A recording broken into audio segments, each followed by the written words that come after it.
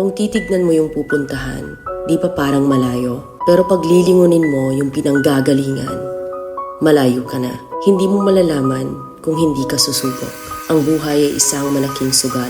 Kung lagi kang takot sumugal sa isang bagay dahil takot kang mawalan, mauubos lang kung anong meron ka. Kung hindi ka mawawalan, hindi ka rin magkakaroon. Kung ano man ang mga desisyon mo ngayon, yun ang magiging buhay mo bukas. Lakasan mo lang yung loob mo dahil ang mundong to, aapakan lang ang mga mahihina. Ibangon mo palagi ang sarili mo. Balang araw, magugulat ka na lang na ang layo na pala ng narating mo. Kahit mabagal ang progress, basta may usad at kumikilos ka, okay na yan. Wala tayong magagawa. Ganyan talaga ang proseso ng buhay. Lahat tayo nakakaranas ng hirap. Hindi natin alam kung hanggang kailan tayo dito sa mundo. Kaya mas piliin mo maging mabuting tao. Ang pinakayaman na maituturing natin sa sarili ay ang ating mga pangarap.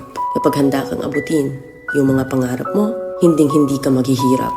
Kung lagi kang may pinagdaanan sa buhay or pagsubok, pruweba lang yan na isa kang magiting na sundalo. Sa mga pagsubok, diyan ka aangat, diyan ka babaguhin. Yung tatag mo kung paano ka mag-ayos ng problema.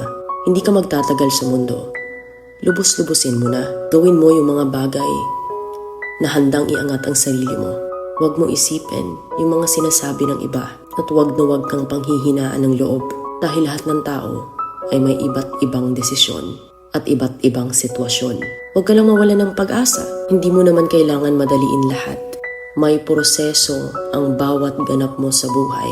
Alam mo kung ano yung nakakapagod? Ang palaging patunayan ang sarili mo sa ibang tao. Sa mundong to, piliin mo ang hindi magarbo. Keep it low-key ka lang. Simple.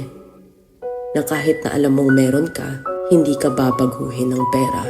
Kasi lahat ng yan ay isang pansamantala lang. Pagpatuloy mo lang. Kung may pangarap ka, makakarating ka.